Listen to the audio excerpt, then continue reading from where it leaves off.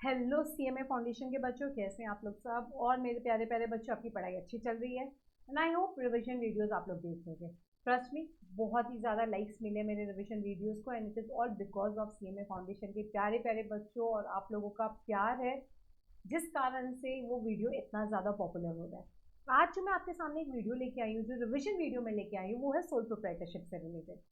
And I know इस chapter में conceptually अगर बात करें तो पढ़ने जैसा बहुत कुछ है, बट वो तब जब बड़े समझाते हैं, बिकॉज उसमें हमें प्रैक्टिस ज़्यादा करनी पड़ती है।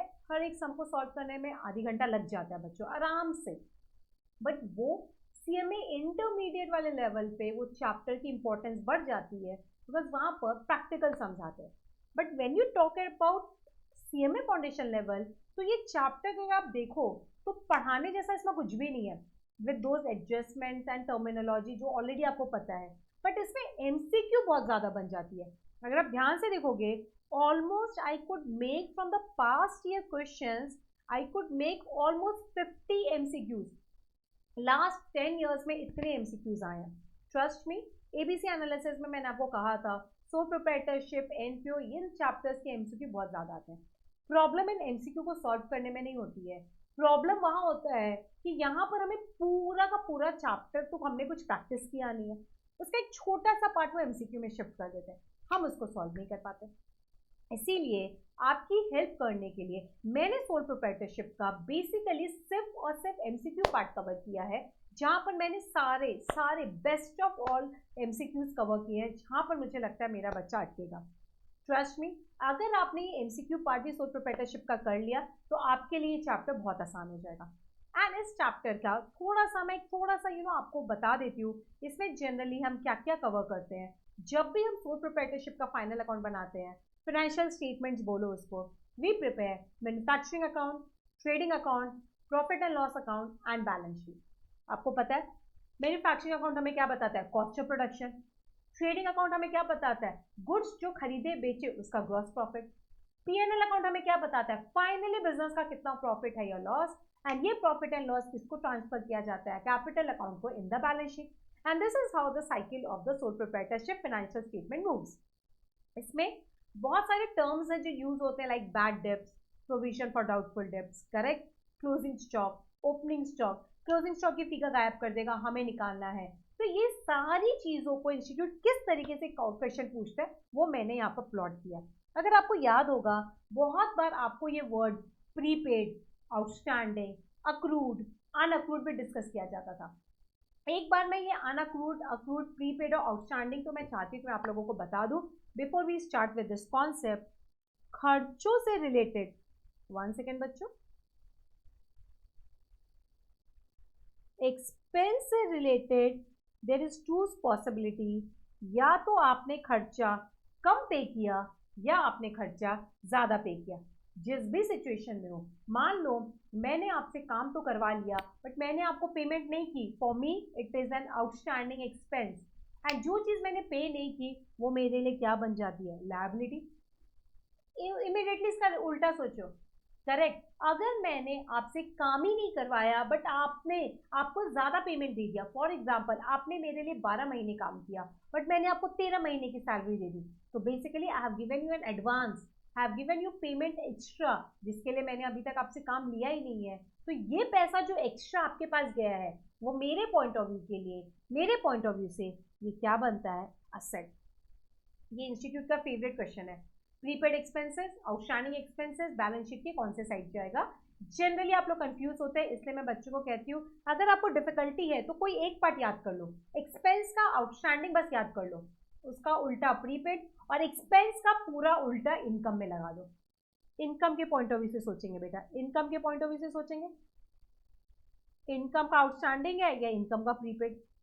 इनकम के पॉइंट ऑफ व्यू से आउटस्टैंडिंग मतलब मैंने किसी के लिए काम किया है, मुझे अभी तक पैसे नहीं मिले, कहना इसे माय आउटस्टैंडिंग इनकम, जो मुझे लेना है, मुझे सबसे लेना है।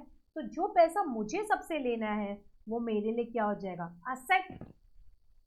और बेटा मुझे ज्यादा इनकम आ गई है, कमाया ही नहीं, फिर भी लोगों से ज्यादा इनकम आ गई, अभी तक मैंने एफर्ट ही नहीं डाला है, तो वो जो पैसा मेरे पास आया है अभी तक मैंने उसके लिए मेहनत ही नहीं की, तो वो पैसा आ तो गया मेरे पास बट वो मेरी कमाई का नहीं है, वो मेरे लिए क्या बन जाएगा, लायबिलिटी। बेटा प्लीज इसको याद करना बहुत आसान है, बहुत ही आसान। एक चीज करो, कोई एक याद कर लो, एक्सपेंस का आउटस्टैंडिंग लायबिलिटी होता है, याद कर लो। एक्सपेंस का प्रीपेड उसका उल्टा, खत्म। और एक्सपेंस का पूरा उल्टा इनकम है। लाइक एक्सपेंस का आउटस्टैंडिंग अगर लायबिलिटी है तो इनकम का आउटस्टैंडिंग असेट है। एक्सपेंस का प्रीपेड अगर असेट है तो इनकम का प्रीपेड लायबिलिटी है। That's it. प्रीपेड का मतलब एडवांस होता है। बेटा ये बहुत इंपॉर्टेंट फेवरेट क्वेश्चन है, सीएमए फाउंडेशन का बच्चा इसको छोड़ के नहीं जाएगा। करेक्ट। एंड प्लीज़ अगर वीडियो अच्छा लगे, पॉइंट अच्छा लगे, कमेंट बॉक्स पे एक कमेंट डालिएगा ताकि मुझे मोटिवेशन मिलेगा। और एंड तक पूरा वीडियो देखिएगा ताकि जो भी पॉइंट्स डिफिकल्ट होंगे वो कवर होंगे। जिन्हें आप लोग क्या करते हो, एक आधा वीडियो, एक आधा इंपॉर्टेंट सुनते हो फिर छोड़ देते हो, तुमको लगता है ईजी है, ऐसा नहीं है। This content has been prepared keeping in mind easy से डिफिकल्ट आपको प्रिपेयर करते एंड में जाके वो बहुत इंपॉर्टेंट चीज आती है जो जनरली इंस्टीट्यूट पूछता है, एंड वहां पर या पूरा वीडियो को नहीं सुनते। आई एग्री, टाइम कम है, स्पीड बढ़ा लो वीडियो की, इट्स ओके, बट पूरा सुनो। Is the point clear? आ जाते हैं हम अपने एमसीक्यू पार्ट के लिए। और जब भी हम कुछ स्टार्ट करते हैं उसके पहले हम एक साथ क्या बोलते हैं? Ready steady get set go, started. Expenses paid, खर्चा पे किया बट अभी तक अक्रू नहीं हुआ। वेरी गुड, बच्चे कह रहे हैं मैम अभी जस्ट आपने कहा था, इट मीन्स प्रीपेड, खर्चा पे कर दिया बट अभी तक बनता ही नहीं था मेरा पे करना। This is prepaid expenses. देखो ये इंस्टीट्यूट का पहला क्वेश्चन, और मेरे ma'am it was an easy question, don't discuss, it's okay. Bad डेब्ट जो हमारे पीएनएल में आता है वो क्या है? बेटा जनरली ये वाले क्वेश्चन में ना आपको तकलीफ होगी, और आई नो ये होगी, बच्चों को समझ ही नहीं आता बैड डेब्ट कौन से हेड में जाएगा। मैं इसका एक शॉर्टकट सिखाती हूँ। डायरेक्ट एक्सपेंसेस नहीं है, बिकॉज डायरेक्ट एक्सपेंसेस कहाँ जाते हैं? ट्रेडिंग अकाउंट में। फॉर श्योर ये डायरेक्ट एक्सपेंस नहीं है, बिकॉज बैड डेब्ट्स कभी ट्रेडिंग में जाता नहीं। कॉस्ट ऑफ प्रोडक्शन नहीं है, बिकॉज मैन्युफैक्चरिंग में जाता है, और बैड डेब्ट्स मैन्युफैक्चरिंग में कभी जाता ही नहीं है पीएनएल में। सेलिंग ओवरहेड पीएनएल में जाता है। Distribution overhead again it depends upon distribution का खर्चा कहाँ ले रहे हो। मुझे बताओ बैड डेब्ट्स का खर्चा कब होता है? बिकॉज हमने माल बेचा, बेचने पे नुकसान हुआ। इसका मतलब डोंट यू थिंक इन दोनों में more apparently related to sales is bad डेब्ट? तो can I say this is a selling overhead expenses? तो क्वेश्चन नंबर 2 का सी मैंने बहुत अच्छे तरीके से याद दिलाया। सेल्स से रिलेटेड सेलिंग के खर्चे, सेलिंग से खर्चे रिलेटेड क्या होते हैं? Bad debts. तो bad debts is a selling overhead. समझ आया? बच्चों खुश रहो, एंजॉय करो, पढ़ो, कुछ डाउट हो तो पूछो, बेझिझक पूछो, कमेंट बॉक्स में डालो, and we are here to help you. Net worth का क्या होता है? बेटा नेटवर्थ मतलब कुछ नहीं, तुम्हारी आज के समय तुम्हारे पास क्या वर्थ है, तुम्हारी क्या वर्थ है, तुम्हारी क्या औकात है, तुम्हारा क्या कैपिटल है, तुम्हारी क्या टोटल पूंजी है। इसका मतलब मान लो मेरे पास 5 लाख की असेट है, उसके अगेंस्ट 5 लाख का लोन ले लिया, जीरो, मेरी कोई औकात ही नहीं है। 10 करोड़ के असेट है, उसके अगेंस्ट 1 लाख का लोन लिया, oh my god, I am a rich person, not that rich but ठीक है, रिच है हम, बेसिक एंड एक्स्ट्रा नीड्स भी हमारी पूरी हो जाएगी। हम असेट 100 करोड़ के, लायबिलिटी है ही नहीं, oh my god I am super rich. Is the point किया? तो याद रखना net worth means how wealthy you are. और वो कब पता चलता है? सिर्फ आपके असेट्स देख के नहीं, आपके असेट्स के अगेंस्ट आपकी लायबिलिटी भी देख के। तो टोटल असेट्स में आपकी बाहर की जितनी लायबिलिटी है वो माइनस होगी। याद रखना ये जितनी भी ऑप्शंस दिए वो बहुत ही वाहियात है। The formula itself says for net worth assets minus outside liability। आप कहोगे ma'am why outside liability, why not inside liability? By capital का दूसरा नाम इनसाइड लायबिलिटी होता है, और नेटवर्थ का दूसरा नाम क्या होता है बच्चा? कैपिटल। तो they are asking only capital क्या होता है, नेटवर्थ क्या होता है, तो इसका मतलब आउटसाइड लायबिलिटी तो लेना पड़ेगा। समझ आ गया? Yes ma'am. अब बेटा बहुत सारी चीजें ना आपको अगर क्वेश्चन में ऐसे पूछ ली जाए जो आप इंटरप्रेट नहीं कर पाते हो ना, उसका एक सिंपल तरीका है। जैसे क्वेश्चन नंबर 4 को रीड करेंगे, increase in the value of opening stock से क्या होगा? सोचो ना, ओपनिंग स्टॉक इधर आता है ट्रेडिंग के डेबिट साइड, ये जितना ज्यादा बढ़ाओगे, खर्चा बढ़ा रहे हो, खर्चा बढ़ाओगे तो प्रॉफिट, ग्रॉस प्रॉफिट अपने आप कम होगा या नहीं होगा? Yes ma'am. ग्रॉस प्रॉफिट कम होगा तो उसका इम्पैक्ट नेट प्रॉफिट पे आएगा, और नेट प्रॉफिट कम होगा ही होगा। Simple.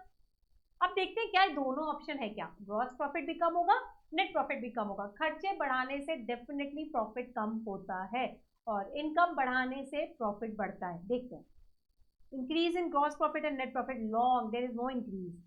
Reduction in gross profit by increase in net profit, absolutely wrong. No effect on net profit, absolutely wrong. None of the above. इसका मतलब तुमने मुझे ये ऑप्शन ही नहीं दिया कि decrease in gross profit and decrease in net profit, मुझे none वाला ऑप्शन लेना पड़ेगा. Am I clear?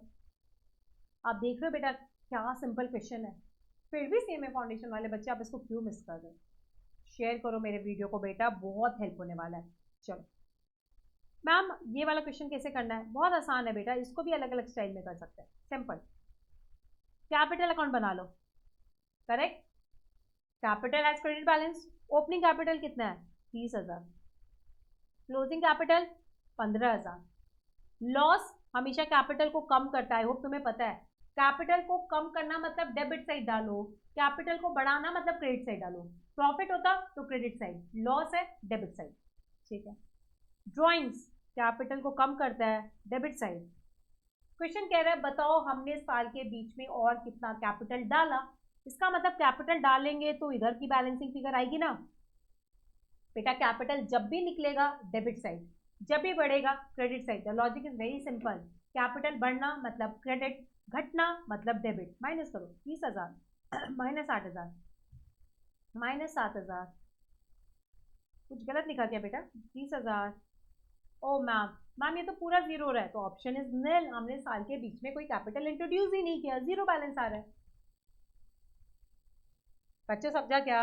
Yes, capital has credit balance. Opening, closing, drawings, losses, capital introduce. Yes. चलो अच्छा क्वेश्चन लगा? Yes ma'am. On purchase of goods of least price, हमने 10,000 का माल खरीदा जिसमें हमें 10% का ट्रेड डिस्काउंट मिला. बच्चों याद रखना, ट्रेड डिस्काउंट की कोई जर्नल एंट्री होती नहीं है और ट्रेड डिस्काउंट हमेशा हमारी लिस्ट प्राइस को कम करता है. तो 10,000 में अगर मैं 10% माइनस करूंगी तो मेरा प्रोडक्ट कितने का बचा? 9,000 का फाइनली मैंने उसको खरीदा और उस पर वहां पर गवर्नमेंट का वैट मुझे लग गया 10%. वैट आफ्टर ट्रेड डिस्काउंट वाली प्राइस पे आता है. तो बताओ what is the final price? हम अपने परचेज अकाउंट को किससे डेबिट करेंगे? 9,900. कैसे निकाला देख लो. 10,000 माइनस 10% प्लस 10% की value, this is the amount which I should debit to my purchase account. Am I clear? समझ आ गया क्या बच्चों? Clear clear clear. Relax mode पे जाना है. बातें करूं उसके लिए तो बेटा हमारा रेगुलर बैच है. अभी रिवीजन बैच वाले बच्चों के लिए no talk, no, obviously little of fun is तो अलाउड. तुम कभी फ्री होगे तो पूना होगे तो मुझे अपनी स्टोरी शेयर करना. मैं आप लोगों से मिलना चाहूँगा. मैम आप कहाँ मिलोगे? बेटा जब भी आपको मिलना है प्लीज़ प्रेस्टीज पॉइंट पे आ सकते हैं. एकत्वम में हम आपसे मिल सकते हैं. Please do let us know in advance so that we can meet with you. चलो आ जाते हैं. गुड्स की कॉस्ट 1,000 थी, सामने वाला बेच उसको 1,200 में रहा है और हमने वो खरीदा है फर्नीचर बनाने के लिए. भाई एक बात बताओ, गुड्स की कॉस्ट थी 1,000 और बट हम उसको बेचते 1,200 में और हमने अपने ही दुकान की गुड्स को यूज़ किया है फर्नीचर बनाने के लिए.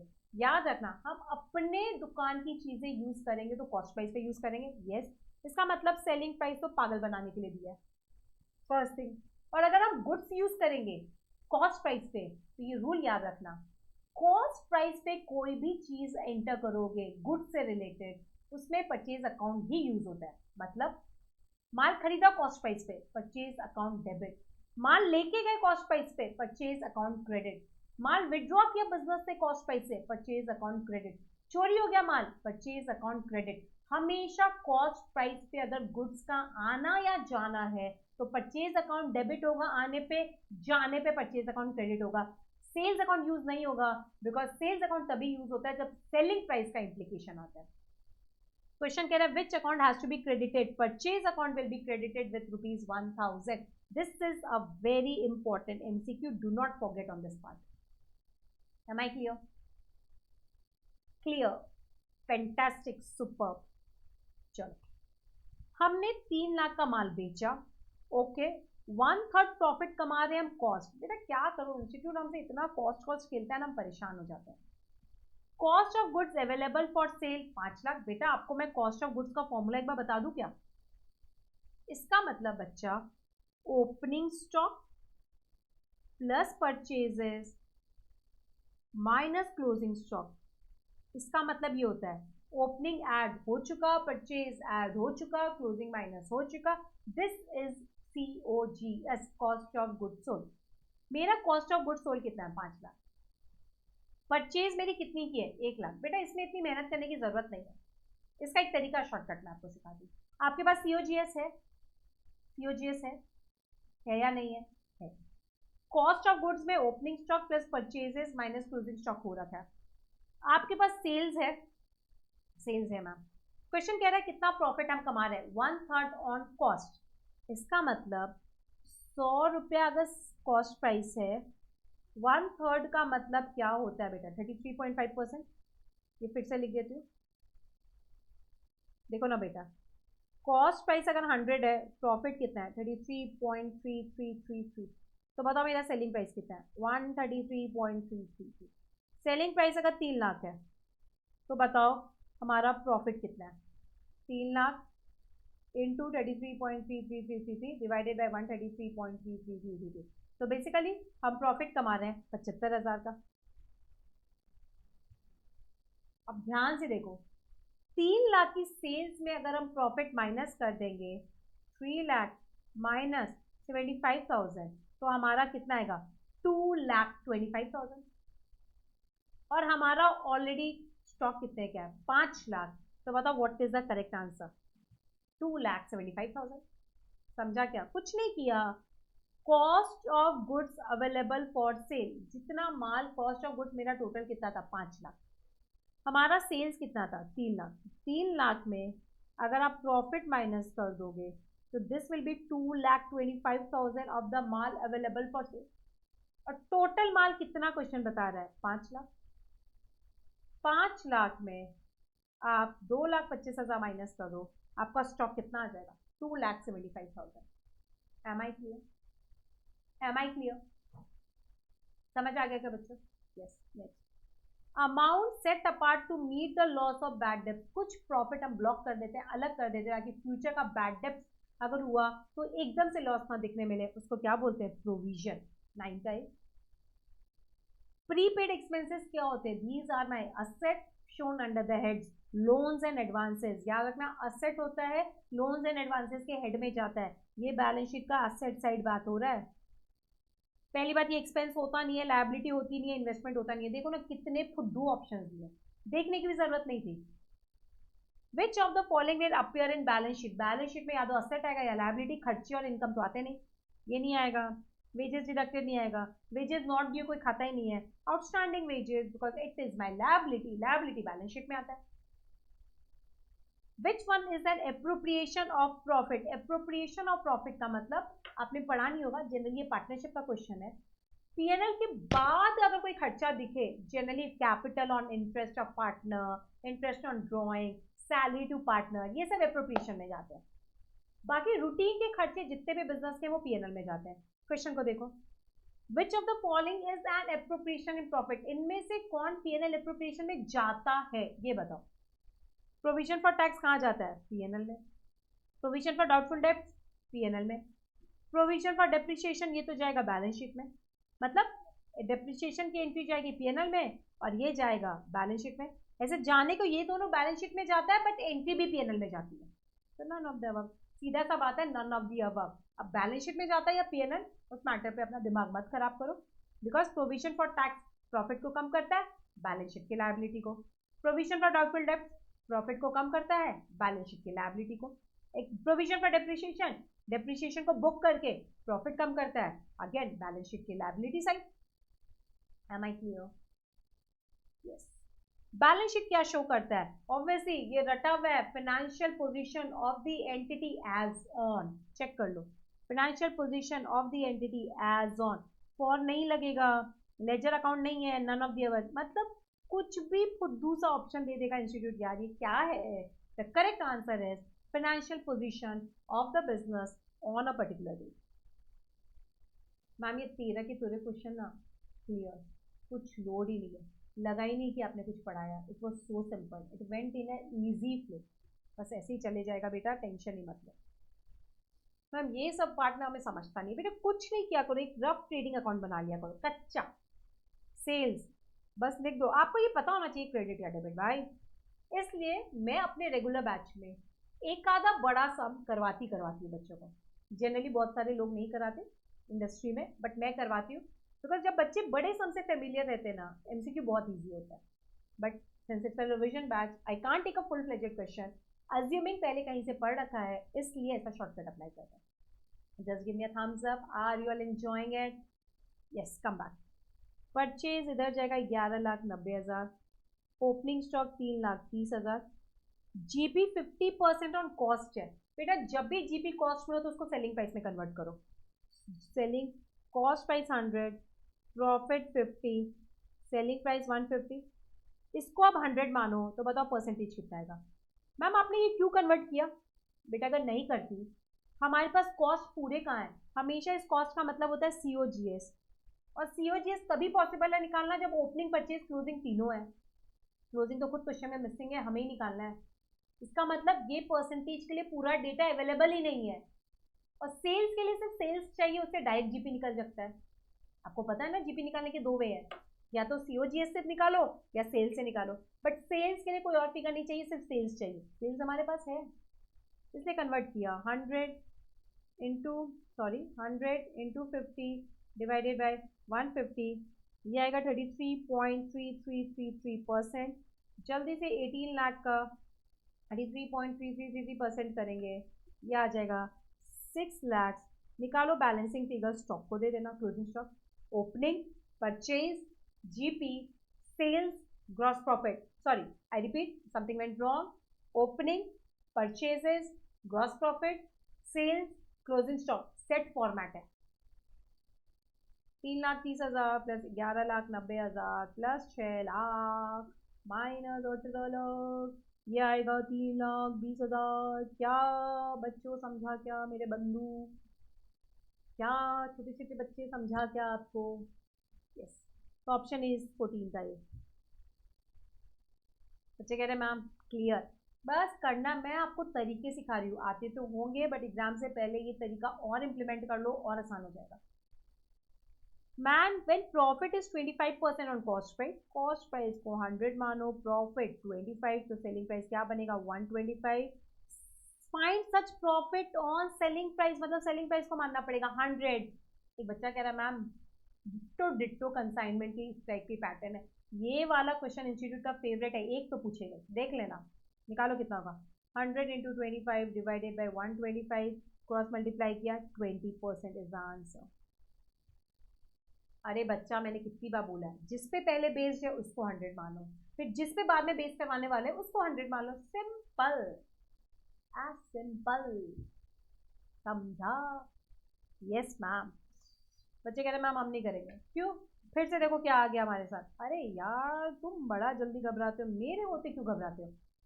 टाटा कंपनी के बिगनिंग में 20,000 का इन्वेंट्री था, लिख दिया। क्लोजिंग में 24,000 का इन्वेंट्री, लिख दिया। नेट सेल्स 1,60,000, लिख दिया। परचेजेस 80,000, लिख दिया। परचेज रिटर्न हमेशा परचेजेस को कम करता है, माइनस कर दिया, देखो बीपी का ब्रैकेट में डाली। फ्रेट, डायरेक्ट फ्रेट, परचेज से रिलेटेड फ्रेट, फ्रेट को क्या ऐड होता है। अब देखिए क्वेश्चन मांग क्या रहा है। जीपी मांगेगा तो बैलेंसिंग फिगर, कुछ और मांगेगा तो देखेंगे। वो मांग रहा है कॉस्ट ऑफ गुड्स सोल्ड, इसका मतलब opening plus purchases minus closing, और अगर कोई डायरेक्ट एक्सपेंसेस है तो हुआ, तो नहीं हुआ तो नहीं। बट इस क्वेश्चन में फ्रेट था इसलिए मैंने बता दिया बस। इसका मतलब मैम यहाँ सेल्स की कोई जरूरत ही नहीं थी, नहीं, सेल्स बेकार में पागल बनाने के लिए दिया आपको। निकालो, 20,000 plus 80,000 minus 5,000 plus 6,000 minus 24,000, COGS is 77,000। भाई एक बार तो वीडियो को लाइक करना बनता है ना। अकाउंट रिसीवेबल, अगला क्वेश्चन 17। अकाउंट रिसीवेबल कहाँ दिखाया जाता है? बैलेंस शीट पे, किस प्राइस पे? एस्टिमेटेड नेट रियलाइजेबल वैल्यू, मतलब आज के दिन कितना वैल्यू उस पर रियलाइज होगा। Because you know bad debts minus करते हैं, प्रोविजन डिडक्ट करते हैं, so it is not shown on actual value, it is always shown on the estimated realizable value, like inventory 17 का B। current market value hopeless, original cost when the asset was recorded no, provision reduce होता है, amount receivable when due, क्या बोल रहे हैं बकवास। Which one of the following balances will be not carry to the next accounting period. मतलब सीधी सी बात है, क्वेश्चन ये कह रहा है कौन सा आइटम बैलेंस शीट में नहीं जाएगा, बिकॉज बैलेंस शीट वाले आइटम तो नेक्स्ट कैरी फॉरवर्ड होते ही हैं, नहीं वाले आइटम बैलेंस शीट के कैरी फॉरवर्ड नहीं होते। Rent paid in advance balance sheet में आएगा, सैलरी आउटस्टैंडिंग बैलेंस शीट में आएगा, closing cash advance balance sheet में आएगा, consultancy feed paid it is an expense कहाँ जाएगा, पीएनएल में। तो पीएनएल वाली चीजें कभी कैरी फॉरवर्ड होती नहीं है, तो 18 का करेक्ट आंसर इज डी। बच्चे खुश है, बात कह रहे मैम स्पीड बढ़ा लो, टाइम बहुत कम है, इसलिए टेंशन मत लो। The basic objective of preparing profit and loss account to know the profit and loss of the business for the period. For word को पहले ढूंढो कहाँ है, यहाँ नहीं है, यहाँ ऑन है, यहाँ फॉर है, यहाँ ऑन है। भाई ये ऑन ऑन ऑन है, फाइनली हम जीत गए। 19 का B, PNL for the period होता है, बैलेंस शीट एज ऑन होता है। ऑन और फॉर से ही आपको ये आंसर मिल जाता। मैम ये तो गजब है, ये अकाउंट्स है या इंग्लिश लैंग्वेज चल रहा है? बेटा जैसे भी चल रहा है, नंबर आ रहे हैं ना अपने को, बस वही इंपॉर्टेंट है। चल नाचन क्या सबको समझा, क्या समझ आ गया मेरे बच्चों? बच्चे कह रहे हैं मैम स्पीड, चलो ले रही हूँ बेटा speed. Prepaid expenses will not be reflected, कहाँ रिफ्लेक्ट नहीं होता पीएनएल अकाउंट में, मतलब in the sense reflect in the sense obviously minus करते वक्त प्रीपेड लिखते हैं तो रिफ्लेक्ट होता है, बैलेंस शीट में तो फॉर श्योर रिफ्लेक्ट होता है। कैश बुक में अगर हमने प्रीपेड एक्सपेंसेस पे किया तो prepaid expenses account debit to cash लिखते हैं तो कैश बुक में भी रिफ्लेक्ट होता है। कहाँ रिफ्लेक्ट नहीं होगा? कैश फ्लो स्टेटमेंट में कहीं पर हम उसको रिफ्लेक्ट नहीं करते। क्यों? अगर हम इनडायरेक्ट मेथड से बनाते हैं चेंजेस डालते हैं, बट ठीक है कैश फ्लो स्टेटमेंट पढ़ाया नहीं है तो।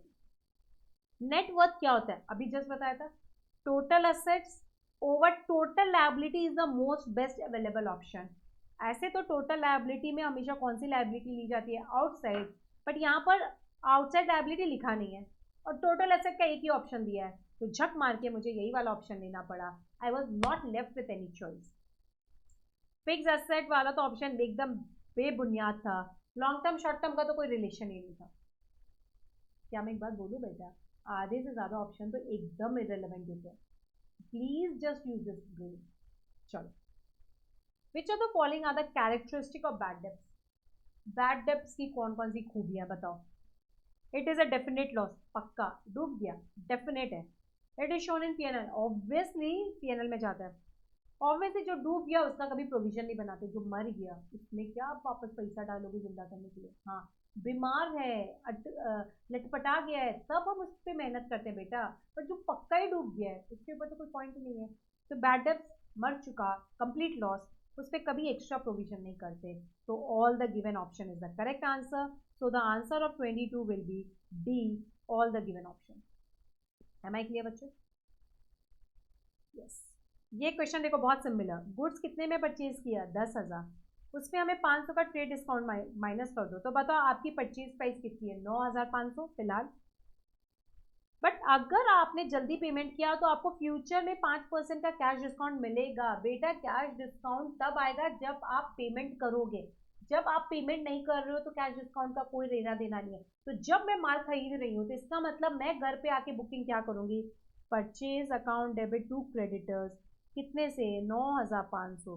हाँ, अगर मैंने उसको टाइम से पेमेंट कर दिया इमीडिएट तो क्या एंट्री होगी? Creditors account debit to cash to discount. उस कैश डिस्काउंट की एंट्री तब दिखेगी, परचेज में नहीं दिखेगी। क्वेश्चन पूछ रहा परचेज अकाउंट को कितने से डेबिट करेंगे? It is 9,500। Am I clear?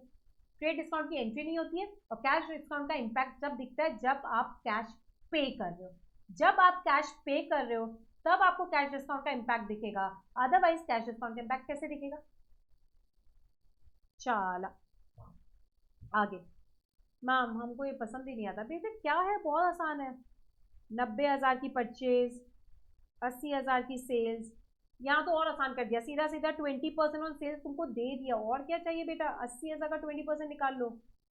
पहले क्वेश्चन में तकलीफ था कि आपने कॉस्ट का रिलेशन पहले सेलिंग प्राइस में कन्वर्ट किया, बस आ गई आपको सारी फिगर्स, निकाल लो क्लोजिंग स्टॉक 26,000। मैम ऐसा भी हो सकता है ओपनिंग नहीं क्लोजिंग है? हाँ हो सकता है, इस क्वेश्चन में देख लो ओपनिंग दिया नहीं।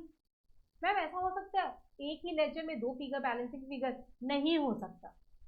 तो अगर ओपनिंग देते तो क्लोजिंग निकलता है। ओपनिंग नहीं दिया है और क्लोजिंग मांग रहे हैं, इसका मतलब ओपनिंग है ही नहीं। 26,024 का डी। मजा आ रहा है बच्चों? समझ आ रहा है क्या? मजा तो छोड़ो, समझ आ रहा है क्या?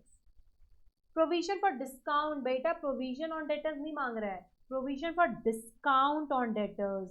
Please learn this from my side. जो भी आपका डेटर है उसमें हमेशा हम प्रोविजन फॉर डिस्काउंट माइनस करते हैं, sorry provision for doubtful debts minus करते हैं, उसके बाद जो फिगर आती है ना इस पर डिस्काउंट कैलकुलेट होता है, हमेशा याद रखना। Final debtor with after all adjustment, उसमें माइनस किया करो हमेशा प्रोविजन फॉर डाउटफुल डेब्ट्स का क्लोजिंग बैलेंस, उसके बाद जो फिगर आती है उस पर डिस्काउंट कैलकुलेट होता है। This is the formula, you need to learn this. Option देखो, provision for discount on debtor is calculated before, wrong. After deducting provision for bad debts, yes. Before, wrong. After actual bad debts and doubtful debts,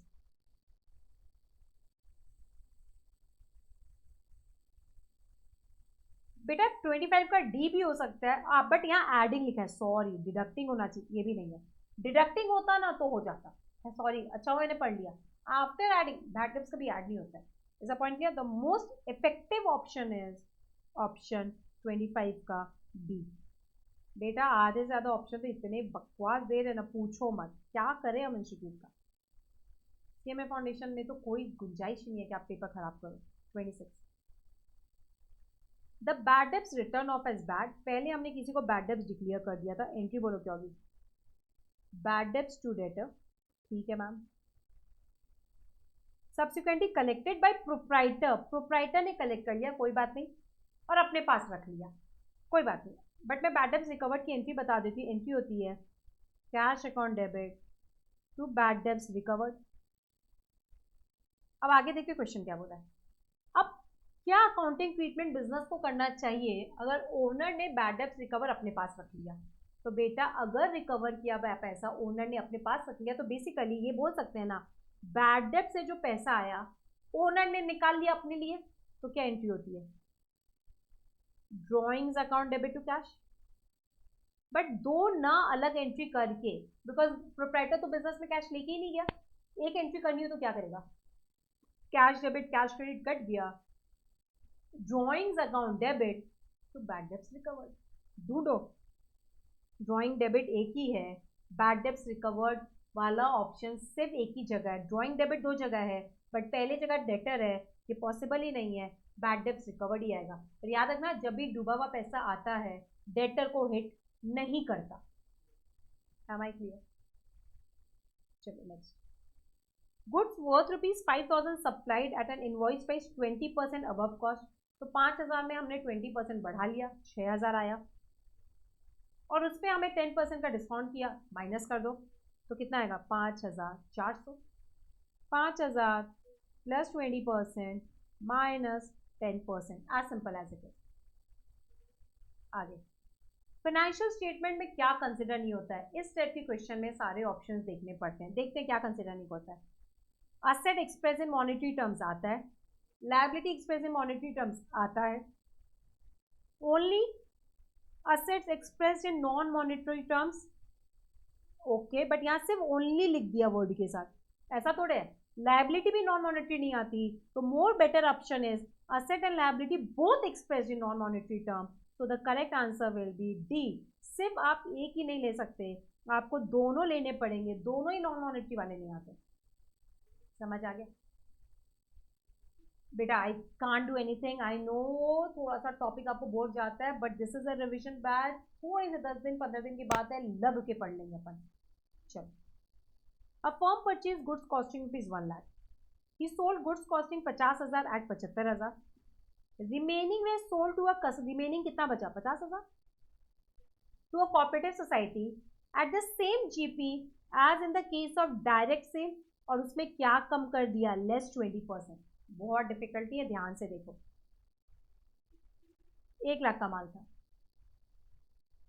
50,000 का माल, 50,000 का माल दो part में बेचा। इस 50,000 को ध्यान से ऊपर देखेंगे, इसने 75,000 में बेचा, तो बेसिकली प्रॉफिट कितना कमाया 25,000। निकालो प्रॉफिट परसेंटेज कितना होगा, 25,000 डिवाइडेड बाय 75,000 इंटू 100, तो 33.33% ऑन सेलिंग प्राइस। और कॉस्ट पे अगर मैं पूछूं तो कितना कमा रहा है, 25,000 डिवाइडेड बाय 50,000 इंटू 100, तो इसी चीज को आप 50% ऑन कॉस्ट प्राइस भी बोल सकते हो। अब हमें देखना है हमारा आंसर किससे निकलेगा। द रिमेनिंग कितना है, 50,000 was sold at same GP मतलब 50,000 का बेटा 50% वाला यूज करो जीपी, बिकॉज 50,000 कॉस्ट है तो जीपी का वही परसेंटेज यूज होगा जो कॉस्ट पे है प्लस 50%, तो ये कितना आ जाएगा 75,000। ऑब्वियसली नहीं भी कैलकुलेट करते बेटा, सेम जीपी है तो 75,000 ही आता, माइनस 20%, तो क्या आएगा, ये बिका 60,000 पे, ये बिका 75,000 पे, तो 75 प्लस 60 1,35,000। अब बेटा इसको सॉल्व करने का और आसान तरीका था, आधा माल बेचा 75,000 में, 75,000 आपको पता है, आधा माल बेचा उसी प्रॉफिट पे, मतलब बेचा 75,000 लेस 20%, तो 60,000 आएगा ना, 60,000 प्लस 75,000। इसके लिए इतना काम भी करने की जरूरत नहीं थी, अगर आप देखो it was a basic question, but मैंने दोनों तरीके से समझा दिया। सेलिंग प्राइस दोनों में सेम है बिकॉज कॉस्ट प्राइस सेम है, सिर्फ दूसरे के सेलिंग प्राइस में आप माइनस 20% कर दो बिकॉज क्वेश्चन कह रहा है। Am I clear? Yes. Which of the following is not true? बेटा ये वाले क्वेश्चन जो होते हैं इसमें सारे ऑप्शंस पढ़ने पड़ेंगे। Provision for bad debts appears on the liability side, obviously. The provision for bad debts is owned by the proprietor, पहले ही पता चल गया not true. Bad debts could less than the provision of bad debts, obviously bad डेब्ट provision से कम भी हो सकता है, ज्यादा भी हो सकता है, दोनों के बीच में कोई लेना देना नहीं है, तो not true is option number B, 30 का B. I hope I am clear, I am sounding clear. Sale 8 lakh का, मार्कअप 25% ऑन कॉस्ट है, what is the value of GP? कुछ नहीं, it is on cost, 25% on cost, cost की कोई figure है ही नहीं, इसी 25% ऑन कॉस्ट को सेलिंग प्राइस पे कन्वर्ट करो, 100 रुपये cost price, profit 25, selling price 125, selling price 100 into 25 divided by 125। कुछ बच्चे कह रहे मैम हमको याद है 25% on cost price is equal to 20% on selling price, yes. 33.5% on selling price is equal to 50% on cost price, yes, याद भी कर सकते हैं। तो निकालो 8 लाख का 20%,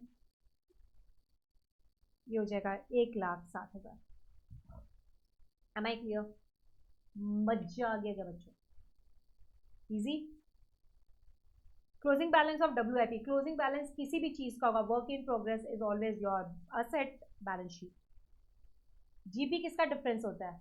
हमारी sales and cost of goods sold, net sales and cost of goods sold, basic common sense. Trading account में सेल्स एंड COGS का ही डिफरेंस जीपी होता है, बाकी सब सेल्स वेल्स को तो देखो ही नहीं बेटा, ये cost of production, direct cost of production, divide, सब बकवास ऑप्शन है। Which of the following is a fixed asset? इसमें से आपको फिक्स्ड एसेट क्या दिखता है? इन्वेंट्री करंट एसेट्स है, प्रीपेड एक्सपेंस करंट एसेट्स है, fix deposit with bank current assets है, सिर्फ एक पेटेंट ही है जो मेरा फिक्स्ड एसेट है, तो याद रखना, बट कौन सा? Intangible. Am I clear? Yes ma'am. Insurance prepaid कहाँ दिखाते हैं? इंश्योरेंस प्रीपेड बैलेंस शीट के asset side under the head loans and advances. कौन सा मेजर क्लासिफिकेशन होता है? Current asset. ले लो करंट असेट में। मैम फिर से पूछ लिया जीपी क्या होता है, याद कर लो ना, सेल्स माइनस COGS, सेल्स भी हो सकता है, नेट सेल भी हो सकता है, जो ऑप्शन में अवेलेबल हो। कितनी बार तो ट्रेडिंग अकाउंट देख लिया मैम, हमें गुस्सा आ रहा है, मैं इंस्टीट्यूट पे बहुत गुस्सा कर रहे हैं, क्यों? एक ही क्वेश्चन बार बार, अरे भाई अच्छा है ना तुम्हारे लिए, प्रैक्टिस हो रही है और तुम एग्जाम में फट से आंसर कर दोगे। चलो, which of the following are current? Current मतलब 12 महीने के अंदर वो असेट जनरली इजी होता है बीच का, उसको करंट बोलते हैं। Income received in advance current, prepaid, sorry income received in advance, पहली बात तो ये है ही नहीं भाई, मैम क्या बोल रहे हो, इनकम रिसीव्ड इन एडवांस तो मेरे लिए क्या है? लायबिलिटी, ये तो असेट ही नहीं है guys, sorry sorry, thank you बताने के लिए भाई, कुछ ऐसा नहीं है, मैं आपको चेक कर रही थी, ऐसे कह रहे मैम बोलो मत झूठ, हमने आपको पकड़ा, अरे कोई बात नहीं, तुम्हारा भला होना चाहिए, तुमको समझ गया ना बस। Income received in advance is a liability, stock asset current, prepaid asset current, accrued income asset, debtor asset, चारों ही असेट है, ऑप्शन विल बी 37 का डी। Am I clear? इसमें रिसर्च एंड डेवलपमेंट कॉस्ट याद रखना, research and development is again like patent, intangible, fixed asset shown on the asset side, intangible asset होता है। Is a point clear? Dash is a financial expense, I don't know you understand this word. Loan पे जो ब्याज देते हैं उसको financial expense बोलते हैं इन अकाउंटिंग भाषा, नहीं पता है तो please learn it. Interest on loan, interest on debt is a financial expense, तो द करेक्ट आंसर इज 39 का C, all the interest on loan is a financial expense. Manufacturing account क्यों बनाते हैं? इंस्टीट्यूट का फेवरेट क्वेश्चन है, याद रखना, मैंने आपको क्लास स्टार्ट होते ही बताया था, कॉस्ट ऑफ गुड मैन्युफैक्चर निकालने के लिए मैन्युफैक्चरिंग अकाउंट बनता है, इसलिए मैंने आपको पहले ही ऑप्शन दे दिया, पढ़ने की भी जरूरत नहीं है, कॉस्ट ऑफ गुड्स मैन्युफैक्चर निकालने के लिए ही निकलता है। और ये वाला क्वेश्चन इंस्टीट्यूट ने 4 से 5 बार पूछा है, इसलिए यहाँ गलती मत करना। क्लेम अगेंस्ट कंपनी, बेटा कोई क्लेम फाइल हो रखा है कोर्ट में, पेंडिंग है भाई, बैठे हैं, कभी बुला रहे हैं, तारीख पे तारीख, तारीख पे तारीख, भाड़ में गया, ये हमें पता है। एक एग्जांपल तो बचपन से याद करवाया गया है, claim filed not acknowledge as डेब्ट, याद है क्या? This is what contingent liability, tick कर देना भाई, 41 का C. Which one of the following is not a financial statement, very important, ये बच्चों को पता नहीं है, याद रखना। Trading, PNL, cash flow statement, ये सब फाइनेंशियल स्टेटमेंट का पार्ट होता है, बट ट्रायल बैलेंस कभी नहीं होता। बच्चों को लगता है trial balance is a part of financial statement, no, absolutely wrong, book में लिखा है ये पॉइंट। 42 का ए। ओह, ये भी वेरी इंपॉर्टेंट क्वेश्चन। अगर ma'am closing stock trial balance के अंदर ही आ जाए, बहुत अच्छा ना, क्लोजिंग स्टॉक अगर ट्रायल बैलेंस के अंदर आ चुका है, इसका मतलब उसकी सारी एंट्री हो चुकी है, उसका इम्पैक्ट जा चुका है, और हमें पता है जो चीज़ ट्रायल बैलेंस के अंदर आती है वो सिर्फ अपने नेचर से रिफ्लेक्ट होती है। क्लोजिंग स्टॉक बाय नेचर क्या है? असेट, कहाँ जाएगा? बैलेंस शीट के asset side only, balance sheet only. गलती से भी ट्रेडिंग एंड बैलेंस शीट का ऑप्शन मत ले लेना, वो तब लेते जब क्लोजिंग स्टॉक बाहर रहता, अभी नहीं। मैम फिर से ये हमें भी पता है, जब तक आपका बिल आपने बैंक से डिस्काउंट करा लिया, ये वाला डिस्कशन मैंने बिल्स रिसीवेबल में भी किया, बिल्स ऑफ एक्सचेंज में भी, अगर आपने बिल को बैंक से डिस्काउंट करा लिया, बिल की ड्यू डेट आई नहीं है, बेचारा डेटर, मतलब सॉरी ड्रॉवर, वो टेंशन में रहता है, अगर ड्रॉवी ने बैंक को पैसे नहीं दिए तो मेरे को देने पड़ जाएंगे, हे भगवान कैसे दे दे भाई, वो दे दे, मुझे ना फंसना पड़े, मुझे ना फंसना पड़े, वो जो सोच है टेंशन वाली, it is known as contingent liability। देखो ना, till the discounted bill is paid by the acceptor, it remains a contingent liability। Sorry बच्चों,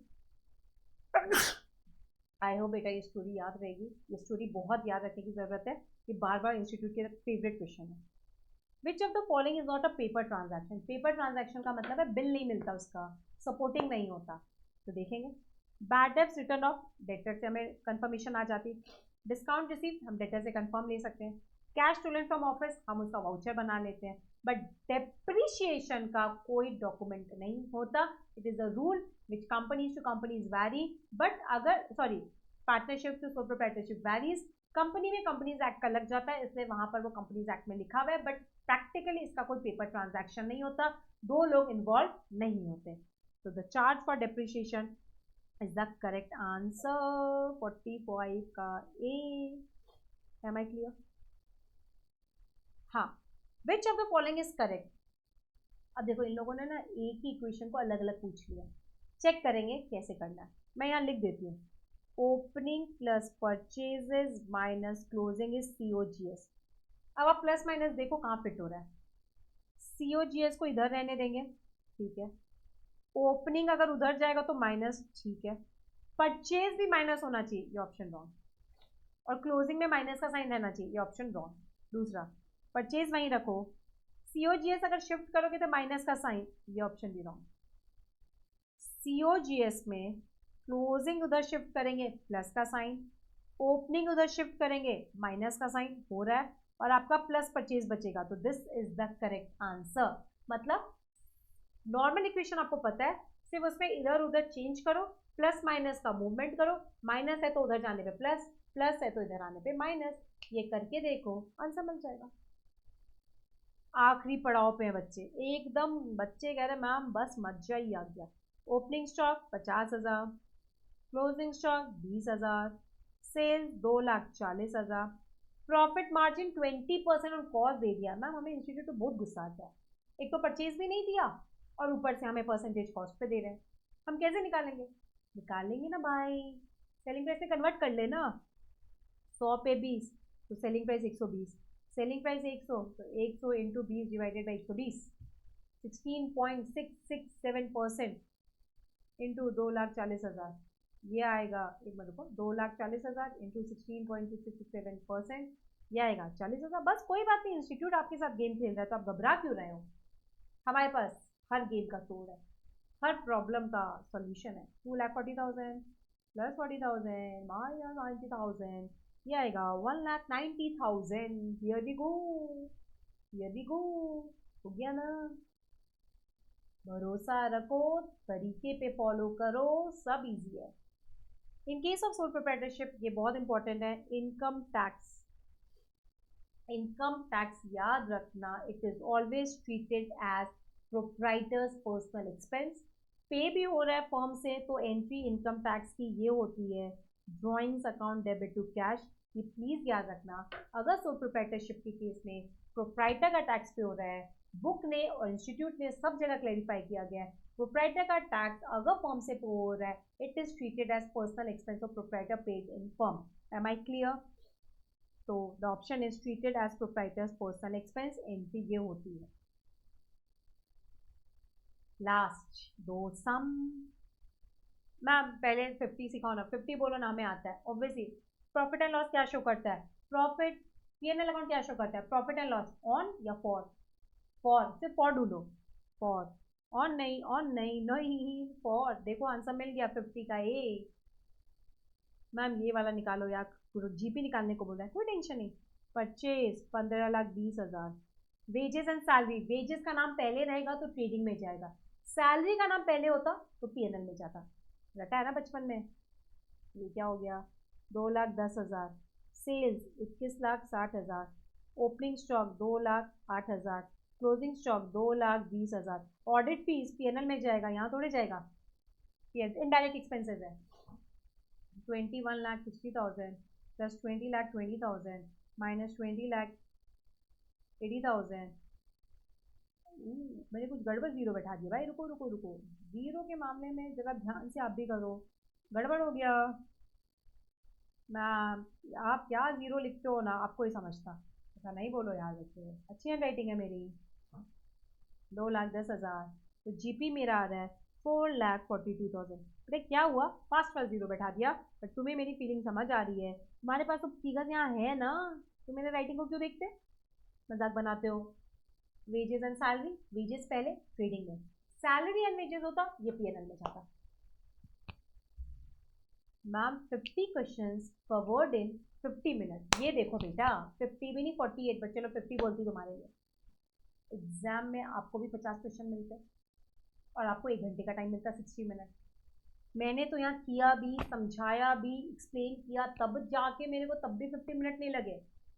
तुमको तो सिर्फ सॉल्व करना है फट फट फट फट, और आता तुम्हें सब है, तो तुम सोचो कितना फास्ट ये पेपर करके रिवाइज कर सकते हो।